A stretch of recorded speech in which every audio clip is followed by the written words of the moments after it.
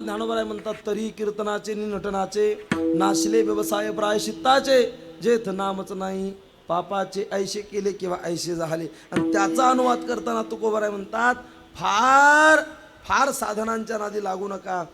कलियुगात जर तुम्हाला मोक्ष देवाची प्राप्ती करायची असेल तर कशाने प्राप्त होईल माहिती? कलियुगा माझी करावे कीर्तन, कलियुगा माझी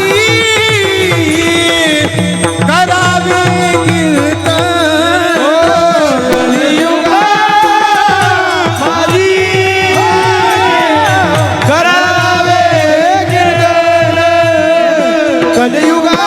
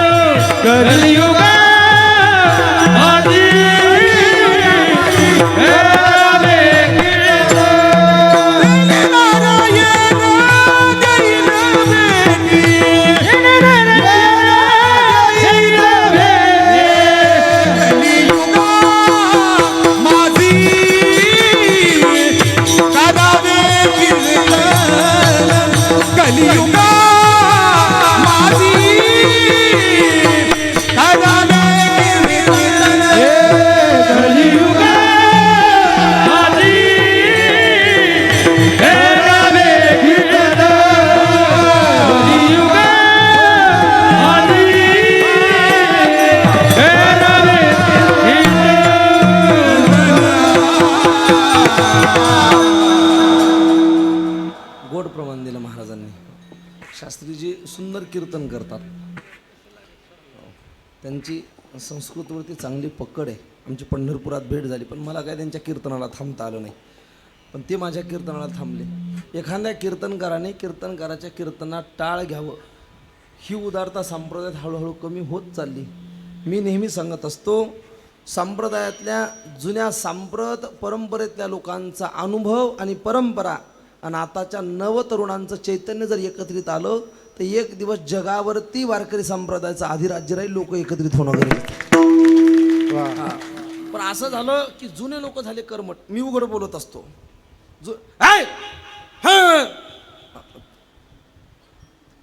संपू द्या कीर्तन, त्याला बाजूला घ्या आणि त्याला सांगा की ही चाल परंपरेत जमत नाही. तुम्ही त्याला चार लोकात का बोलले? किती तुमची बर बुवा. आता मी महाराजांना काल आम्हाला माहिती झालं, मी श्री गुरु धोंडोपंत दादांच्या फडावरचा अनुग्रहित आहे. माझा कुणालाही महाराष्ट्रात त्रास नाही, शपथ नाही बा. हेच मन धोतर नाही नाही नाही नाही. मी या पलीकडे जाऊन सांगू, धोतर घालणाऱ्याला माझं वंदन आहे, पण या पलीकडे माझ्या मालकांचं एक वाक्य आहे, संप्रदाय गणवेशापेक्षा गुणवेशाला जास्त महत्त्व देतो. गणवेशापेक्षा गुणवेशाला महत्त्व आहे. सुंदर त्यांची विद्वत्ता मोठी आहे. आणि एखाद्या कीर्तनकाराने कीर्तनकाराच्या कीर्तनात टाळ घ्यावं याकरता अंतःकरणात मोठेपणा असावा लागतो. तो लोकांचा कमी होत चालला.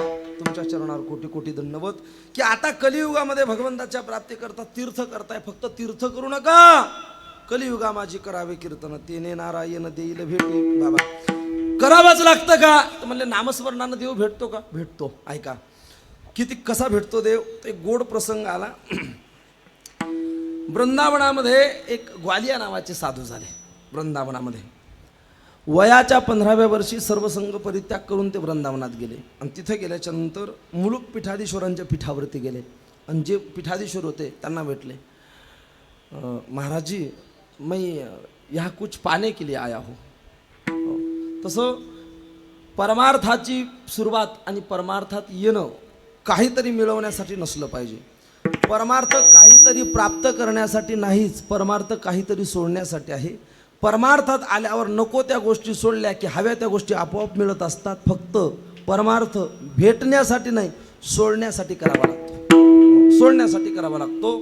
नको त्या गोष्टी सोडता आल्या पाहिजे. ऐका, गेले आणि सांगितलं मला काहीतरी प्राप्त करायचं आहे. म्हणले आता वृंदावनात येणाऱ्यांना कथा करायचं, भागवताचा अभ्यास करायचा, कुणाला विद्वत्ता प्राप्त करायची, कुणाला भक्तमाल कथा करायची. तुम्हाला करायचं काय? म्हणले महाराज मला कथाकार नाही व्हायचं. प्रवचन? म्हणले नाही, प्रवचनकार नाही व्हायचं. मग व्हायचं काय? काय व्हायचं? ते म्हणले महाराज मला देवाला भेटायचं, मला देवाला भेटायचं आहे. आणि मी खरं सांगू तुम्हाला, कथा कीर्तनाच्या माध्यमातून कीर्तनकारांनी समाज प्रभावित करण्याचा प्रकार बंद करावा. जबाबदारीने बोलतो, कीर्तनातून समाज प्रभावित नाही झाला पाहिजे, कीर्तनातून समाज प्रकाशित झाला पाहिजेत. दुसरा एक विषय, कथेतून समाज निष्क्रिय नाही झाला पाहिजे, तो निष्काम झाला पाहिजे.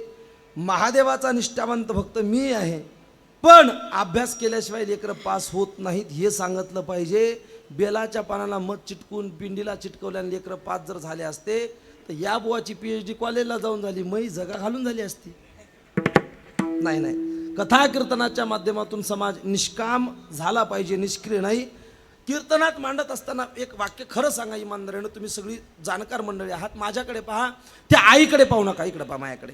एखादा कीर्तनकार कीर्तनाच्या गादीवरती उभा राहतो, तो कीर्तनाच्या गादीवरती उभा राहिल्याच्या नंतर समाजाला प्रभावित करण्याकरता एक प्रसंग मांडतो. त्याच्या प्रसंगामध्ये एक मुलगी एका बापाच्या पोटी जन्माला येते, ती पोरगी लहान असते, ती शाळेत जाते, तिला तो सांभाळतो, लहानाचं मोठं करतो, लहानाचं मोठं करता करता फार कष्ट करतो, कष्ट केल्यावर त्याची परिस्थिती गरीब होते. हे सगळं कीर्तनात आहे. आणि ती परिस्थिती गरीब झाल्याच्या नंतर तो बाप अत्यंत भयंकर कष्ट करतो. कष्ट केल्याच्या नंतर त्या पुरीच्या लग्नाचं वय होतं. लग्नाचं वय झाल्याच्या नंतर तो बाप घरची 1-2 एकर शेती विकतो, पाहुण्याला हुंडा देतो, लग्नाची तयारी करतो, मंडपावाल्याच्या आचार्याच्या सगळ्याच्या पाया पडतो, मोठी तयारी होते. पोरीचं भलं मोठं जंगी लग्न होतं. त्या लग्नामध्ये चांगली पाहुणे रावरे, आमदार खासदार मंत्री संत्री येतात. आणि सगळं झाल्याच्या नंतर तो कीर्तनकार कीर्तनाच्या शेवटी प्रसंग मांडताना म्हणतोय, पोरगी आता निघाली, ज्याची होती त्यानं नेली, पोरगी आता तिच्या मालकासोबत निघाली, तिला गाडीत बसायचं. आणि तिच्यासाठी आयुष्यभर कष्ट केलेला बाप मंडपातल्या एका खांब्याला चिकटलेला आहे. त्या बापाने आपलं उपरणं डोळ्याला लावलेलं आहे. तो बाप ढसाढसा रडतो आणि पोरगी गाडीपाशी उभी राहून बापाकडे पाहते. हा सगळा प्रसंग आहे. लोकांना जाण व्हावी याकरता अनेक प्रसाधन आहेत. आता हा सगळा प्रसंग कीर्तनकारांनी मांडल्याच्या नंतर तुमच्या डोळ्यासमोर काय उभं राहिलं? तुमच्या डोळ्यासमोर उभा राहिला मंडप लग्नाचा, तुमच्या डोळ्यासमोर उभा राहिला बाप, तुमच्या डोळ्यासमोर उभी राहिली पोरगी, त्या पोरीचा नवरदेव, त्या पोरीचा सासरा आणि पोरीची सासू. म्हणजे मोक्षाच्या जागेवर उभं राहून लोक प्रपंचाच्या विहिरीत ढकलणं, याला म्हणतात भूतबंध. कीर्तनकारांनी अर्धा तास बोलून लोकांच्या डोळ्यासमोर प्रपंच उभा करण्याऐवजी घंटाभर बोलावं आणि क्षणभर लोकांच्या डोळ्यासमोर पांडुरंग उभा करावा तर कीर्तन. ह्या माझ्या अपेक्षा आहेत आणि ह्या माझ्या भावना आहेत. मी कोणावर लादत नाही. एखादा प्रसंग तुमच्या अभंगाला, तुमच्या चिंतनाला अनुसरून येत असेल तर तो आवर्जून मांडला पाहिजे. ऐका, गेले आणि गेल्याच्या नंतर मी तीर्थावरती आलो. बाबा मला इथे काय करायचं? तर म्हणले कथाकार नाही, मला फक्त देव प्राप्त करायचा. आणि देव प्राप्त करायचा म्हणून तिथे देव प्राप्त करायचा म्हणून फार गोड प्रसंग एवढा घरापर्यंत न्याल तुम्ही. गोड प्रसंगामध्ये त्या ग्वालिया नावाच्या पोरांनी वयाच्या 15व्या वर्षी मुलुक पीठाधीश्वरांना विचारलं, मैं क्या करूं, मुझे भगवान से मिलना है, मला देवाला भेटायचंय. आणि कीर्तन, कथा, संप्रदाय, परंपरा, परमार्थ, अध्यात्म या वाटेवर उभं राहिलं माणूस की त्याची त्रिपुटी तयार असावी. कोणती त्रिपुटी? एक, त्यांनी प्रसिद्धी सोडून सिद्धीच्या मागं लागावं. 2, त्यांनी व्यवस्था सोडून अवस्थेच्या मागं लागावं. आणि 3, प्रदर्शन सोडून दर्शनाची इच्छा करावी. मग म्हणायचं साधक. या साधनेवरती आरूढ व्हायचंय. मला कथाकार नाही व्हायचं, मग मला देवाला भेटायचंय. बरं ठीक आहे, एक काम करो जी, जाओ मुंडन करके आओ. गेले, टक्कल केली, आले जी, अब बताओ प्रभु, कपड़े निकाल कर फेंक दो. काढले कपडे. अब ये तुम्हारा अंतर वस्त्र निकालो और ये लंगोट पहनो. लंगोट दिला, त्यांनी लंगोट कसला आणि हातात 27 महिन्याची माळ टेकवली. त्याला 27 महिन्याची माळ टेकवली आणि कानात सांगितलं, कुछ नहीं, सिर्फ प्यार से कृष्ण कृष्ण कृष्ण कृष्ण करते रहो, एक दिन वो तुम्हें मिलेगा. तीर्थावरती भजन करण्याचे परिणाम आहे का? तीर्थावरती नामस्मरण केल्याने काय होतो? 15 वर्षाच्या ग्वालिया नावाच्या पोरांनी भजनाचा प्रारंभ केला. 15 वर्षाचं पोरगं 20 वर्षाचं झालं. यमुनेच्या तटावरती फिरतंय, डोक्याच्या जटा वाढल्या. 20व्या वर्षी त्याच्या गालावरती दाढी यायला सुरुवात झाली. त्याला दाढी आल्याचं भान नाही, त्याचं शरीर पौगंड अवस्थेत गेल्याचं भान नाही, त्याच्या जटा झाल्याचं भान नाही. त्याचं रात्रंदिवस एकच चालू, कृष्ण कृष्ण कृष्ण कृष्ण कृष्ण कृष्ण, रात्रंदिवस भजन, रात्रंदिवस भजन. 20 वर्षाचं पोरगं 30 वर्षाचं झालं. त्याचं तीच अवस्था. आता त्याच्या डोक्यावर जटांचा आंबाडा बांधला. त्याचं रात्रंदिवस तेच चालू, कृष्ण कृष्ण कृष्ण कृष्ण. 30 वर्षाचं पोरगं गुरुबंधू 50 वर्षाचं झालं. 50 वर्षाचं झाल्याच्या नंतरही त्याची तीच अवस्था आहे तीर्थावर, कृष्ण कृष्ण कृष्ण कृष्ण. ऐका, या सगळ्या अवस्थेतून जाता जाता जाता जाता 65 वर्षाचे झाले ग्वालिया महाराज. 65 वर्षाचे. 65व्या वर्षी यमुनेच्या तटावर बसलेल्या ग्वालियाला एका सामान्य साधकाने प्रश्न विचारला, बाबा मैं तो बड़े दिनों से देखता हूँ, अब मेरी उम्र 80 साल की हो गई. मेरी उम्र 80 साल की हो गई. जब मैं 15 साल का था तब तुम यहाँ आए थे. मैं तो आपसे उम्र में बड़ा हूँ जी. हाँ, मैं देखता हूँ मुलक पीठाधीश्वर के दर से आप जो निकले थे तो आज कम ज़्यादा आपको 50 साल हो गए. किती? 50 वर्ष झाले. ये आपके हाथों की माला तो अब खत्म होने वाली है. कृष्ण कृष्ण कृष्ण कृष्ण कृष्ण कृष्ण कृष्ण. तो बोले तो फिर क्या करते हो आप? तो बोले मैं तो नाम साधना करता हूँ. या वृंदावन में नाम साधना करता हूँ. वृंदावनात भजन करतो मी. कुणाचं करता? आम्हाला वृंदावनात कुणाचं करायचं? पांडुरंगाचं, विठ्ठलाचं, कृष्णाचं. आपको बुरा ना लगे तो एक बात पूछूं? पूछो. 50 साल से आप 27 रुद्रों की माला घुमा रहे हो. या 50 वर्षामध्ये 27 महिन्याची माळ झिजली आपली. खरं सांगा, तुम्हाला कृष्ण दिसला का? खरं सांगा, तुम्हाला कृष्ण भेटला का? हे शब्द ऐकले आणि अंगावरती काटा उभा झाला. अष्टसात्विक भाव जागे झाले. 50 वर्षाचा कालावधी, नामस्मरणाला दम नाही. रात्रंदिवस तैल धारावत नामस्मरण चालू. 50 वर्षात त्यांनी एकदाही भेट दिली नाही. साधकाचा प्रश्न रास्तय. साधकाचा प्रश्न रास्तय. तर या प्रश्नाचं उत्तर काय द्यावं? जर मी नाही म्हणतो तर भविष्यात नामसाधनेला कुणी प्रवृत्त होईल की नाही, हा विषय डोळ्यासमोर उभा राहिला. आणि म्हणले, बाबा ग्वालिया जी, मैं आपसे उम्र में बड़ा हूँ. क्या पागलपना शुरू किया आपने? 50 साल से माला घुमा रहे हो. गेल्या 50 वर्षात नामस्मरण नामचिंतन करता करता ग्वालिया आणखी तुला देव भेटला नाही. बंद कर रे. 50 वर्ष आयुष्यातले मातीत घातले. कुणाचं भजन करतो? कृष्णाचं. अरे तो कृष्ण 50 वर्षात एकदाही तुला भेटायला आला नाही. गेल्या 50 वर्षात एक क्षणभर तू त्याच्या नामचिंतनाशिवाय राहू शकत नाही. पण विचार कर, गेल्या 50 वर्षात तो तुझ्याशिवाय राहू शकला. त्याला तुझं काय घेणं? त्याला तुझं काय घेणं? एका मिनिटात भाव बदलला. गळ्यातल्या सगळ्या माळा यमुनेत टाकल्या, सगळ्या माळा, आणि 27 महिन्याची माळ फेकून दिली. आजचे भजन बंद. आज बंद. आता याचं नावच घ्यायचं नाही. अजिबात नाव घ्यायचं नाही. 50 वर्ष माळेचा जप तीर्थावरती करणारा ग्वालिया, वृंदावनात जर कुणी माळ जपताना दिसलं तर माळीच काय, ए बंद कर. कितने साल हो गए? बाबा 10 साल. बंद कर. 50 साल मैंने उसका नाम लिया, आया नहीं हो? आता नाही. येत नाही तो भेट देत नाही. कशा करता आयुष्याची बर्बादी करताय? बंद करतो. बंद करायचं. दिसेल त्याची माळ काढायची, दिसेल त्याची माळ तोडायची, दिसेल त्याच्या माळा यमुनेत फेकायच्या. बरेच दिवस हा प्रकार चालला. आणि एक दिवस एका साधकाने सांगितलं, ग्वालिया क्या पागलपना शुरू किया? लोगों की माला खींच लेते हो, लोगों का नाम चिंतन बंद कर रहे हो, नामस्मरण बंद कर. तो करूँ क्या? क्यों ऐसा कर रहे हो? तो बोले 50 साल की उम्र मेरी बर्बाद हुई, लेकिन वो ना मिला. वो ना मिला. तुला त्याला भेटायचं आहे का? म्हणले हो, मला भेटायचं आहे. गेल्या 50 वर्षात तुम्हाला एकदाही भेटला नाही. ग्वालिया एक काम कर, आता दुपारची वेळ आहे ना, चालत चालत रमण रीतीपर्यंत जा. आणि रमण रीतीमध्ये संध्याकाळच्या वेळेला तो खेळतो. तो तुला भेटेल. आता नाही भेटायचं म्हणले मला. 50 वर्ष तो जर माझ्याशिवाय राहू शकतो तर मी सुद्धा त्याच्याशिवाय राहू शकतो. मला त्याला भेटायचं नाही. अहो रमण रीतीत जा तर, हा जातो रमण रीतीत. मला त्याला भेटायचं नाही. जर तो भेटला तर त्याचं तोंड पाहायचं नाही. जर त्याचं तोंड पाहिलं तर त्याला बोलायचं नाही. आणि जर त्याला बोललो तर त्याला मिठी मारायची नाही. आणि जर त्याला मिठी मारली तर त्याला समर्पण करायचं नाही ठरलं. आणि रमण रेतीत ग्वालिया महाराज गेले. फार गोड चरित्र आहे ग्वालिया महाराजांचं. तीर्थावरती नामस्मरणाचा परिणाम आहे का? तीर्थावरती गेले, रेतीत खेळले खेळले खेळले आणि संध्याकाळी सूर्य मावळायची वेळ झाली.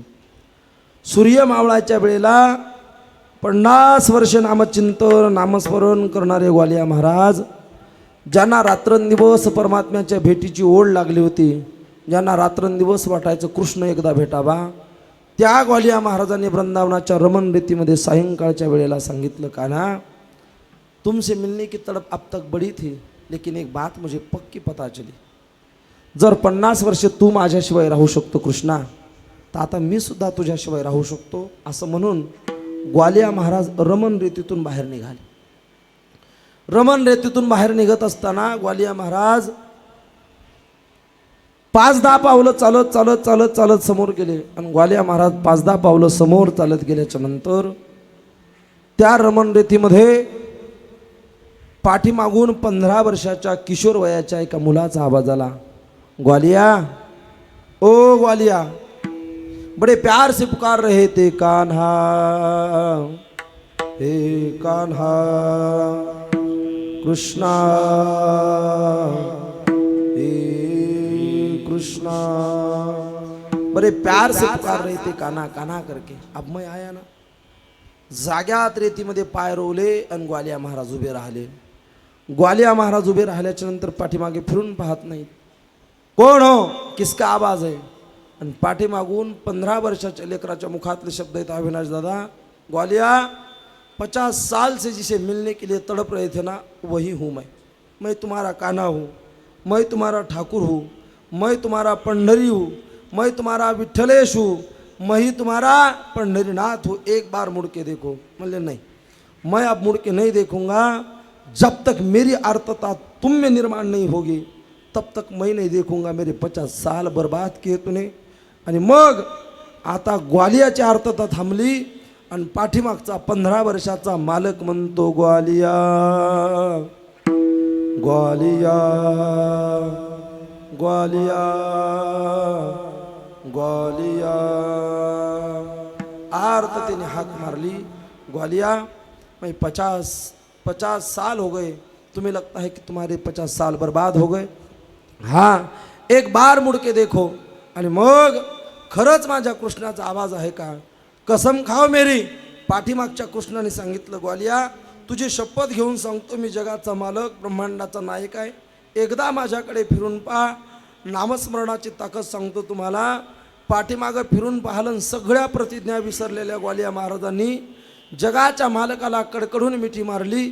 आणि मग कृष्णाचे शब्द आहेत, अविनाश दादा, कृष्ण म्हणतोय, ग्वालिया तुम कह रहे हो कि तुम्हारे 50 साल बर्बाद हो गए. एक बात बताऊं, 50 साल से तुम वृंदावन में नामस्मरण नामचिंतन कर रहे हो, लेकिन तुम्हारी अर्थता जिस स्थिति पे जानी चाहिए थी उस स्थिति पे नहीं गई थी. खरं सांगू ग्वालिया, ज्या दिवशी तू नामस्मरण केलं त्या दिवशी तुला भेटायची इच्छा झाली होती, पण तुझी अर्थता कुठेतरी थांबत होती, म्हणून मी थांबलो होतो.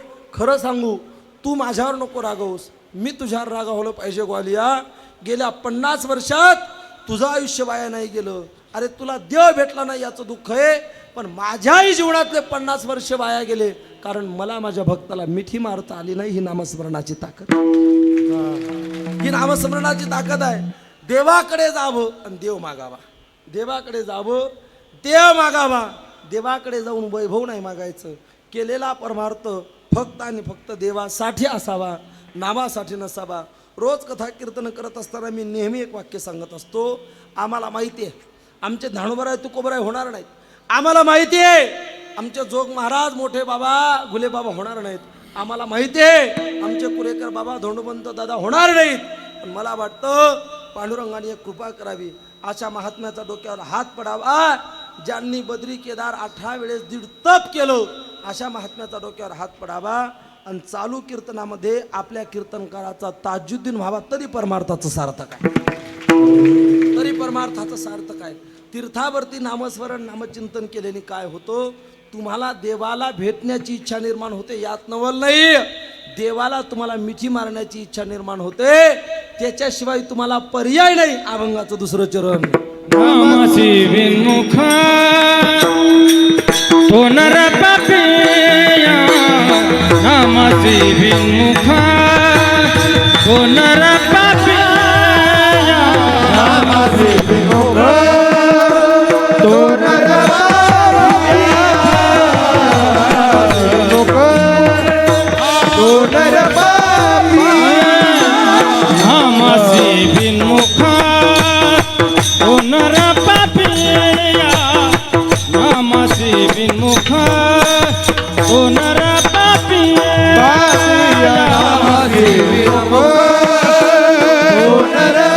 पापिया, नामासी विन्मुख तो नर पापिया. हरि बिना धावया न पवे कोण, हरि बिना धावया न पवे कोणी, हरि मुखे मना, हरि मुखे मना, हरि मुखे मना, हरि मुखे मना. हरि बिना धावया हरि बिना धावया हरि मुखे मना, हरि मुखे मना, हरि मुखे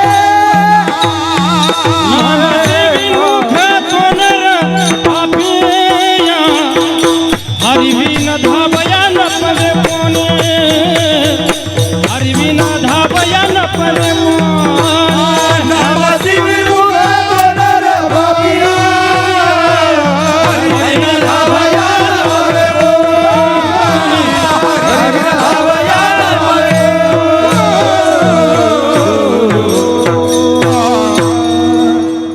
नामासी बिनमुख तो नर पापिया, हरिबिन धावया न पवे कोणी.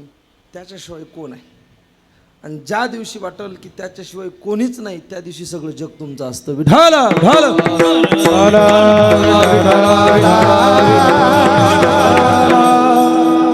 हरिबिन धावया न पवे कोणी.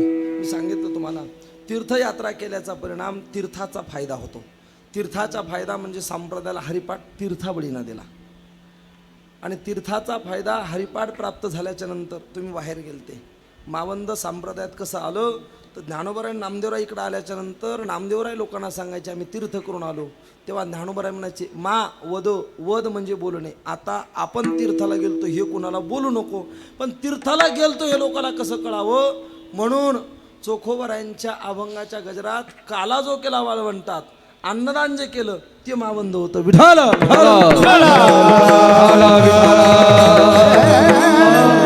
हेही सांगितलं. शंकराचार्यांची वंद्य परंपरा आणि ज्ञानोबराय नामदेवरायांची मावंद परंपरा का सांगितली? उद्या हे जर म्हणले आम्ही दशनामी आहोत तर शंकराचार्यांनी तुम्हाला स्थापन केलं, शंकराचार्यांची मावंद्य परंपरा. आणि भाऊ जर म्हणले मी वारकरी होतो, ज्ञानोबराय तुकोबरायांची परंपरा. विठाल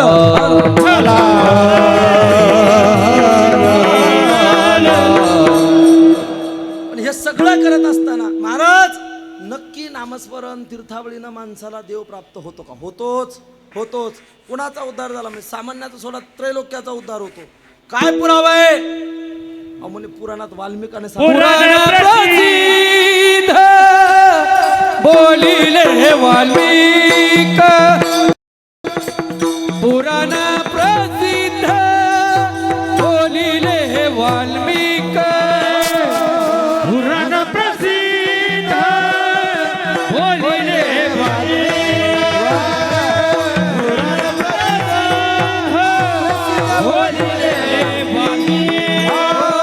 पुराण प्रसिद्ध बोलिले वाल्मिक, पुराण प्रसिद्ध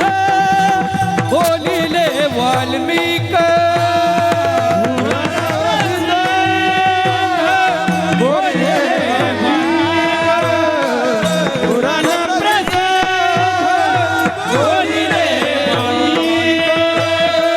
मिटिंधिलो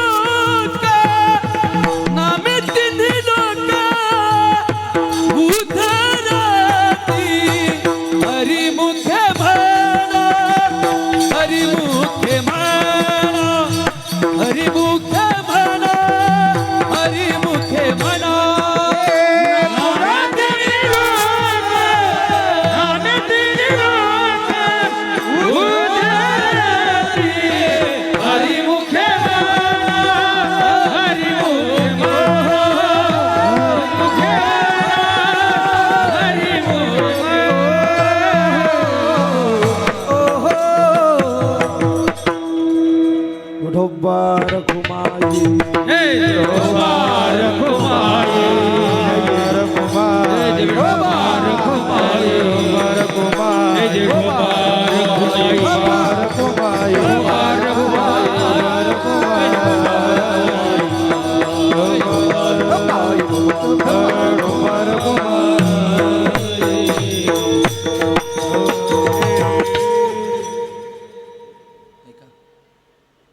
मावंद मावंदे आणि मावंद दोन्ही शब्दाचं तुम्हाला मी सांगड घालून दिली. ह्यांच्या परंपरेसहित भाऊच्या परंपरेसहित सांगड घालून दिली. दानोबराय नामदेवरायांनी तीर्थावळीत आणलेलं गंगापूजन चंद्रभागेत केलं ती परंपरा सांगितली.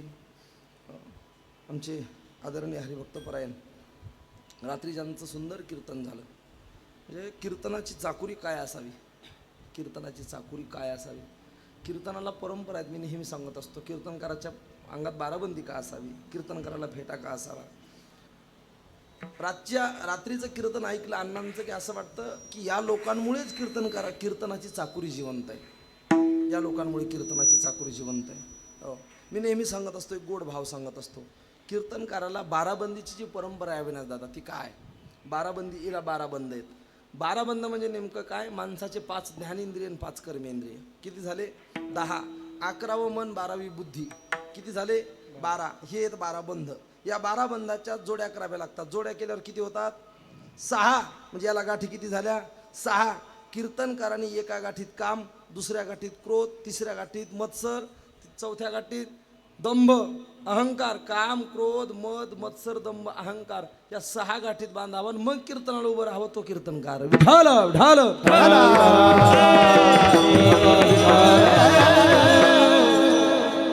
ही परंपरा आहे. ऐका आमच्या अण्णांचे चिरंजीव 2 नंबरचे चिरंजीव रात्री मोठे चिरंजीव होते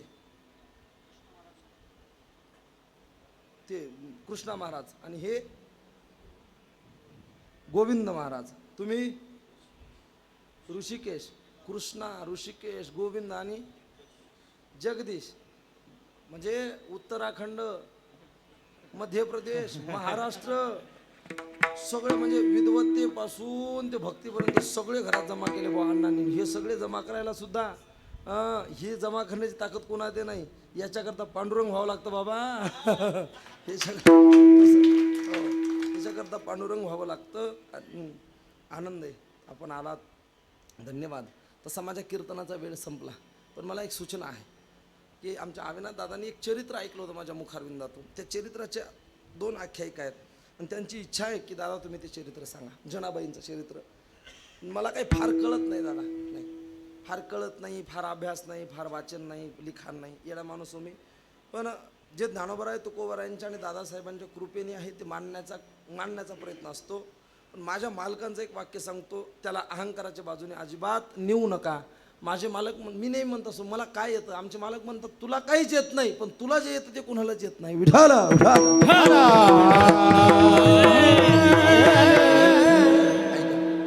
महाराज ही तुम्ही जे सांगितलं की पुराण प्रसिद्ध बोलिले वाल्मिक नामे तिन्ही लोक उद्धरती.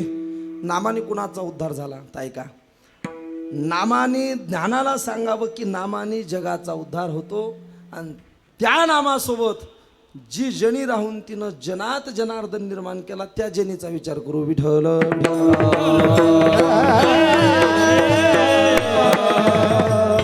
काय होतं नामस्मरण केल्याने, नामचिंतन केल्याने, तीर्थाटन केल्याने काय झालं हे कळालं. ऐका. तुमच्या मराठवाड्यामध्ये एक परभणी नावाचा जिल्हा आहे. या परभणी नावाच्या जिल्ह्यामध्ये एक छोटासा बारीकसा तानपुरा लावता आला तर त्या परभणी नावाच्या जिल्ह्यामध्ये गंगाखेड नावाचा एक तालुका आहे आणि त्या गंगाखेडमध्ये दमा आणि कुरुंदा नावाचं एक जोडप आहे. या दमा आणि कुरुंदेनी माझ्या वडिलाची मिरासी गा देवा तुझी चरणसेवा पांडुरंगा वारीची परंपरा जोपासत आणली. आणि वारीची परंपरा जोपासत असताना दमा आणि कुरुंदा नेहमी वारीला जायचे पंढरपूरला. मालकाचं दर्शन घ्यायचं, पंढरीनाथाच्या चरणावरती माथा टेकवायचा. अनेक वाऱ्या झाल्या आणि बऱ्याच वाऱ्या झाल्याच्या नंतर पांडुरंगाच्या पायावरती माथा टेकवला. आणि माथा टेकवल्यावरती एक दिवस सहज पाहिलं आणि दमेचा चेहरा, कुरुंदेचा चेहरा थोडा नाराज दिसला. आणि मग जगाच्या मालकाने विचारलं, का हो नेहमी पंढरपूरला येता आणि पंढरपूरला येत असताना तुमच्या चेहऱ्यावरती प्रफुल्लितपणा असतो, आज तुमचा चेहरा मलिन दिसतोय, त्याचं कारण काय? त्याचं कारण विचारल्याच्या नंतर दमा आणि कुरुंदा म्हणतात, मालक प्रमाण नेहमी आपण म्हणतोय, माझ्या वडिलाची मिरासी गा देवा, तुझी चरण सेवा पांडुरंगा, अहो घेईन मी जन्म याजसाठी देवा, तुझी चरण सेवा पांडुरंगा, तुझ्या चरण सेवेशिवाय, तुझ्या नामस्मरणाशिवाय दुसरं काही करायचं नाही, दुसरं काही करायचं नाही. मग तुम्ही तेच करताय, त्यात नाराज होण्याचं कारण काय? तर म्हणले आहे बघा, आतापर्यंत घराण्यातली परंपरा आमच्यापर्यंत आली, पण आता यानंतर या घराण्यात ही नामस्मरणाची नामचिंतनाची तुमच्या वारीची परंपरा कुणाकडे जाईल? म्हणजे अहो तुमच्या लेकराकडे जाईल. दमा आणि कुरुंदा म्हणले, तेच दुःख आहे आमच्या जीवनात, आमच्या लेकराकडे जाईल. असं जर म्हणत असाल तर तेच दुःख व्यक्त करायला आलो, आम्हाला लेकरू नाही. आणि जगाचा जनार्दन हसला, कुरुंदेच्या माथ्यावरती हात ठेवला आणि पांडुरंगाने सांगितलं तथास्तु.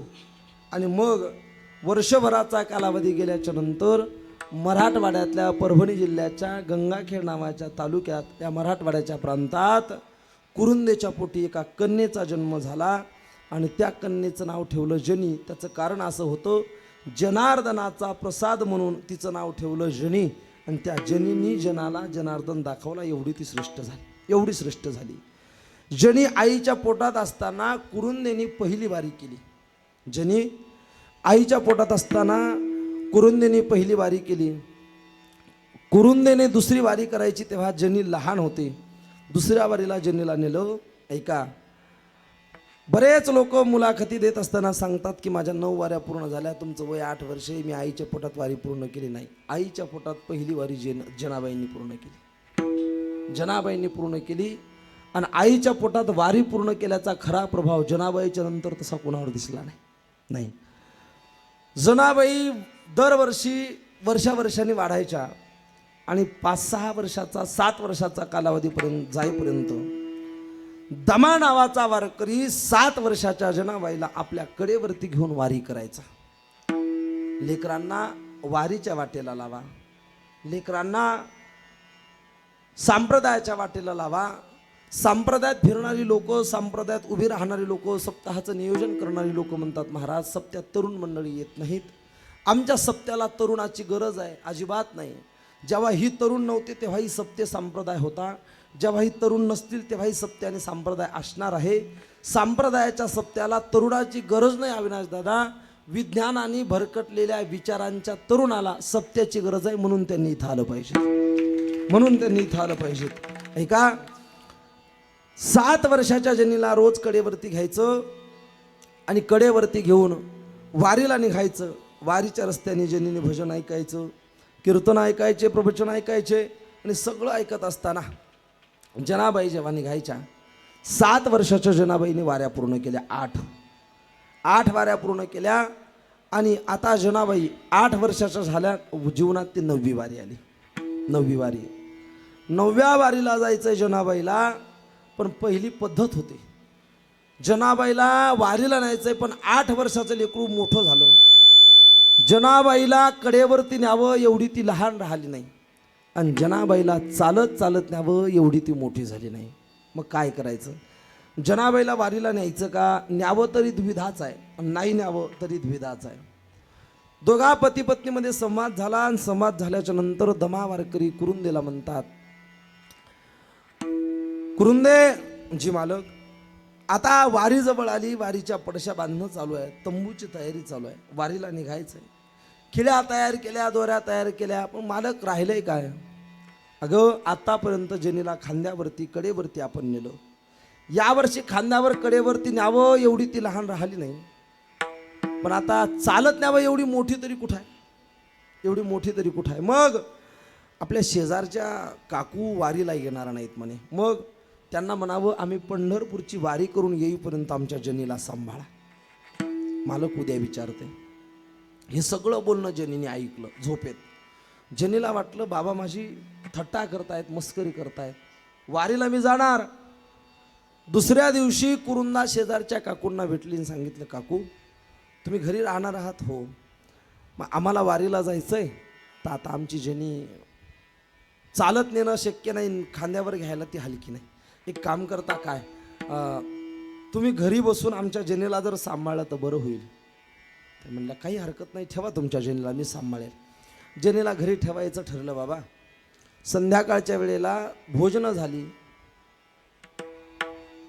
आणि दुसऱ्या दिवशी वारीची तयारी होणार आणि वारी पंढरपूरच्या रस्त्याला लागणार. संध्याकाळच्या वेळेला घरात पहुडलेले पती पत्नी, मधात 8 वर्षाची जनी आहे. 8 वर्षाच्या जनीची 9वी वारी जवळ आली. 9व्या वारीची तयारी करत असलेली जनी डोळे लावून निपचितपणे पडलेली असताना दम्याने कुरुंदीला विचारलं, मालकीनबाई जी, काल तुम्हाला मी एक गोष्ट सांगितली होती, आलं माझ्या लक्षात. मी शेजारच्या काकूंना बोलले आणि त्या काकूंनी सांगितलं की तुम्ही आनंदाने वारी करा, मी तुमच्या जनीला सांभाळेल. ही जुनी पद्धत होती. लोक पैसे नसायचे तर लेकराचं तिकीट नाही म्हणून लेकराला घरी 2 दिवस ठेवायचे, आजीकड काकूकड ठेवायचे. वारी करून येईपर्यंत राहू द्या, सांभाळतो म्हणल्या त्या. हो हो सांभाळणार आहेत, मग आपण वारीला आनंदाने जाऊ शकतो. हे सगळे शब्द जनीने ऐकले आणि आजही त्याच विषयावरती बोलणं झालं. मला वारीला नेणार नाहीत याची खात्री झाली जनीला. दोघंही आई वडील झोपल्याच्या नंतर जनी मध्यरात्री उठली आणि खरंच नेतील की नाही हे पाहण्याकरता त्या काळातली पडशी म्हणजे गाठोडं सोडलं. तेव्हा कशाच्या बॅगान कशाचं काय, गाठोडं सोडलं आणि त्या गाठोड्यामध्ये जुन्या मुलींचं लेणं असायचं, खाली मेडींवर कंचोळी असायची. एकाही गाठोड्यात कंचोळी दिसत नाही. आपली तयारी नाही, आई मला वारीला नेणार नाही हे लक्षात आलं. आपले कपडे तर सगळे वळणीवरती दुरणीवरती घरात आहेत. दुःख वाटलं जनीला. मनातल्या मनात विचार केला की माझे वडील म्हणतात मी मोठी झाले, देवा तुझ्याकडे येत असताना जर माझं मोठेपण आडवं येत असेल तर असा मोठेपणा काय कामाचा. श्री गुरु राऊत बाबांचं एक वाक्य आहे, ते म्हणतात सामान्य समाज आणि देवाकडे जात असताना जर अशा प्रकारचा मोठेपणा आडवा येत असेल तर साधकाने तो मोठेपणा दूर नेऊन कुठेतरी जाळला पाहिजेत. राऊत बाबांचं वाक्य आहे ते. मोठेपणा नसावा. देवाकडे जात असताना मोठेपणाचा त्याग केला पाहिजे. आपण मोठे किती आहोत? नाही, अनंत ब्रह्मांडे उदरी हरी हा बाळक नंदा घरी, एवढा तो मोठा आहे आणि त्याच्याकडे जाताना मोठेपणा काय करायचा? अजिबात नाही. जेनी म्हणते देवा जर तुझ्याकडे येत असताना माझा मोठेपणा आडवा येत असेल तर मला मोठं व्हायचं नाही. पण माझे आई वडील मला पंढरपूरला नेणार नाहीत. काय वारकऱ्याच्या अंतकरणामध्ये आर्तता असती पांडुरंगाला भेटायची. भेटी लागी जीवा लागेलीशी आस, पाहे रात्रंदिवस वाट तुझी. घरातल्या देवघरापाशी गेली आणि पांडुरंगाची मूर्ती फुटाची मूर्ती, रेखीव कोरीव मूर्ती उचलली आणि त्या मूर्तीकडे पाहिलं आणि त्या मूर्तीच्या गालाला पकडून 8 वर्षाच्या जनीचा प्रश्न आहे, काय रे काळ्या, आईच्या पोटात होते तेव्हा तुझी पहिली वारी केली होती, आता तुझ्यावरती नितांत प्रेम जडलं, तुझ्याशिवाय या जनीला कोण आहे? मला तू सोडून दुसरं काही जगात दिसत नाही.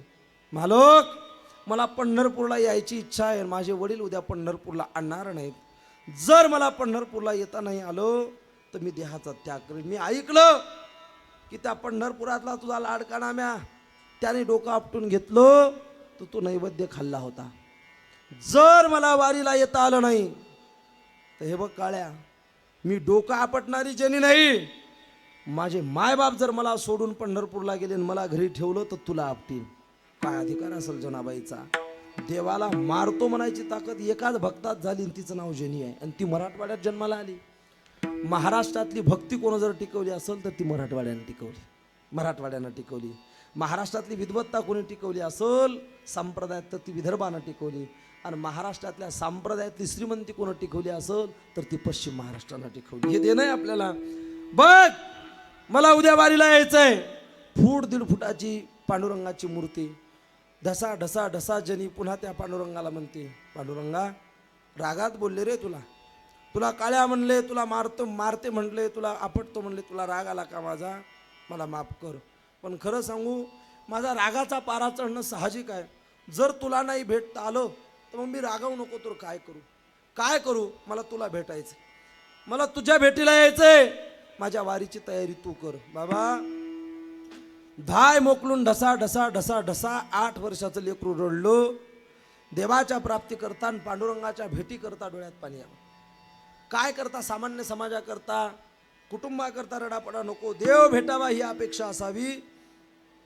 8 वर्षाची जनी देवघरात झोपली बरं. आणि देवघरात झोपलेल्या जनीच्या खांद्यावरती फुटभराची मूर्ती आहे. ब्रह्ममुहूर्तावरती दमा उठला आणि उठलेल्या दम्याने जनीला पाहिलं. जनी घरात दिसली नाही. जनी घरात दिसली नाही म्हणून विचारलं, कुरुंदे जनी कुठं आहे? मालक पलीकडल्या खोलीत पहा. नाही तिकडे. 16 खणाचं घर पाहिलं, जनी सापडली नाही. देवाच्या मंदिरात गावात गेले, गावाला चक्कर मारली, जनी नाही, जनी नाही, जनी नाही. आणि तांबडं फुटायच्या वेळेला कुरुंदा आपल्या देवपूजेच्या खोलीमध्ये गेली. देवाऱ्यापाशी जाऊन उभी राहिली. रात्रभर धाय मोकलून पांडुरंगाच्या भेटी करता ढसा ढसा रडलेल्या जनीचे डोळे सुजले होते. डोळे सुजलेल्या जनीने फुटभराच्या पांडुरंगाला खांद्यावरती ठेवलं आणि तशीच ती जनी पहुडली होती. जगाची सत्ता ज्याच्या हातात आहे तो जनीच्या खांद्यावरती, जनीच्या वक्षस्थळावरती पहुडला होता. जनी रडली, यात नवल नाही हो. जगाचा मालक जनी भेटावी म्हणून रडत होता. ऐका, जनीकडे पाहिलं आणि मालक मालक असा आवाज दिला कुरुंदेनी. दमा धावत आला. काय झालं? अहो ही जनीला उठवलं. लाल बुंद डोळे, सुजलेल्या पापण्या पाहिल्या. का ग जनी, काय झालं तुला, काय झालं? वडिलाची कंबर पकडली, धाय मोकलून एखाद्या गाईचं वासरू जसं हंबरतो तशी जनी हंबरायला लागली. बाबा मला याला भेटायचं, मला पंढरपूरला द्या. अगं जने काहीच सांगू नका, मी सर्व ऐकलं. बाबा मला पंढरपूरला न्या, मी तुमच्या कडेवर बसणार नाही. मी माझा टाळ घेईल, मी माझं भजन करेल आणि वारीच्या वाटेत चालेल, मला न्या. माझी तुम्हाला विनंती आहे. बापा पुढे विनंती केली आणि 7-8 वर्षाची जनी पंढरपूरच्या रस्त्याला लागली. फार गोड प्रसंग आहे. 7-8 वर्षाची जनी पंढरपूरच्या रस्त्याला लागली आणि जाता जाता या रस्त्याने जाताना ती दिंडी तुमच्या आंबेजोगाई, घाट नांदूर, मधल्या मार्गे बीड, मांजरसुमा करत करत करत करत दिंडी निघाली. दिंडी बार्शीला पोहोचली. बार्शीला एक मोठे साधू झाले. मला तो इतिहास सांगायचा नाही. बार्शीला जगाच्या मालकाच्या मंदिरात, बार्शीच्या भगवंताच्या मंदिरात दमा वारकऱ्याचा फड मुक्कामाला आहे. दशमीची तिथी आहे आणि उद्या एकादशी आहे. एकादशीच्या पर्व काळावरती दमा वारकऱ्याची दिंडी पंढरपुरात प्रवेश करणार आहे. आणि तेवढ्यात त्या काळात आख्यायिकेनुसार काही वारकरी परत आले. का हो, दमा वारकऱ्याचा फड कुठे आहे? म्हणले भगवंताच्या मंदिरात थांबला. भगवंताच्या मंदिरात आलेल्या फडावरती वारकरी गेले. दमा कुठे निघाला, कुठे निघाला? म्हणजे पंढरपूरला चाललोय. ऐका, आमचं अनेक वाऱ्या तुमच्या पूर्ण झाल्या, आता ही वारी तुमची परत फिरवा. का? पंढरपुरात त्या काळात देवीचा रोग आला, कॉलरा आला म्हणे. जर गार हवा वारकऱ्याच्या अंगाला लागली तर वारकऱ्याच्या मानेला गाठ येते, फणफणून ताप येतो, माणसं जाग्यात निपचितपणे पडतात, ते पुन्हा उठत नाहीत. मग जायचं नाही म्हणजे अजिबात जाऊ नका. सगळ्या वारकऱ्यांना बोलावलं. काय करायचं, काय करायचं? कुरुंदा मालकांना सांगते, मालक आपण भरपूर वाऱ्या केल्या, आता या 8 वर्षाच्या लेकराला पंढरपुरात नेऊन जर काही कमी जास्त झालं तर कसं व्हावं, कसं व्हावं? जायचं नाही. विचार ठरला, उद्या एकादशीला उठून वारी परत फिरवायची. मध्यरात्री जनीला स्वप्नात अनुग्रह झाला. स्वप्नात अनुग्रह झाला आणि जनीने सकाळी बापाचा हात पकडून सांगितलं, देह जाऊ अथवा राहो पांडुरंगी दृढ भाऊ. बाबा घरी गेल्यावर काय आपण अमर नाही होणार, कुठेतरी मरावंच लागणार आहे. मग ऐका, घरी जाऊन 10 वर्षांनी मेल्यापेक्षा आज पंढरपुरात जाऊन जर मेलो तर यापर्यंत भाग्य काय? पंढरपूरला जाऊ. जनीचं 8 वर्षाच्या लेकराचं वाक्य सर्वांना पटलो आणि सगळी दिंडी पंढरपुराकडे वळाली. पंढरपूरच्या दिशेनं जाता जाता जाता जाता जाता पंढरपुरात प्रवेश करायचा. तेवढ्यात जनीला कुरुंदेनी समजावलं, जने रोग आला म्हणे, लोकांच्या मानेला गाठी येतात ग बाई, लोक जाग्यात पडतात, मरतात, फिरू नको. पंढरपुरात गलबला करायचा नाही, आता जायचं फडावर. फळावर पोहोचलो की संध्याकाळचे नियम होतील, हरिपाठ होईल, सगळा कार्यक्रम उरकेल आणि संध्याकाळचं कीर्तन झालं की तंबूत झोपायचं. सकाळी 4 वाजता उठून चंद्रभागेचं स्नान, पुंडलिकाचं दर्शन, घाटावरनं पांडुरंगाचं दर्शन घेऊ आणि दादासाहेबाच्या फळाच्या पुढून प्रदक्षिणा करू, फळावरती वापस येऊ आणि जणे लगेच आपल्याला द्वादशीची खिरापत घ्यायची आणि द्वादशीची खिरापत झाली की त्रयोदशीला काला करायचा आणि पंढरपूर सोडायचं, कुठे फिरू नको. आई आता चालून चालून तू थकली, मी थकले, पण मी तुझ्या अगोदर उठणार. कोण म्हणते? 8 वर्षाची जनी आई. फक्त डोळे लावून डोळ्यासमोर चित्र उभं करा. 8 वर्षाची जनी तिच्या आईला म्हणते, आई चालून तूही थकलीस, चालून मीही थकले. पंढरपुरात गेल्याच्या नंतर उद्या सकाळी ब्रह्ममुहूर्तावरती तुझ्या अगोदर उठून मी चंद्रभागेचा आंघोळ करते. आई मी तुला हरवते आणि मी जिंकते बघतो. जनी संध्याकाळचा भजनाचा नियम झाला, फळावरती झोपली. एका बाजूला जनीचे वडील दमाय, एका बाजूला जनीची आई कुरुंदाय, मधात 8 वर्षाची जनी झोपली. सकाळचे 4 वाजले आणि 4 वाजता जनी उठली आणि उठून एकटीच जनी चंद्रभागेत गेली. आई वडिलांना उठवलं नाही. का? जनीला हरवायचं होतं हे जनीच्या मनात होतं, पण जनी हारली होती जनीला माहीत नव्हतं. त्या टायमात त्यावेळेत मध्यरात्री गार हवा आली. गार हवा दम्या आणि कुरुंदेच्या शरीराला झोंबली. क्वाल्लर आणि त्या काळातल्या देवीच्या रोगाने ग्रासलं आणि दोन्ही शरीरं तिथं गतप्राण झाली.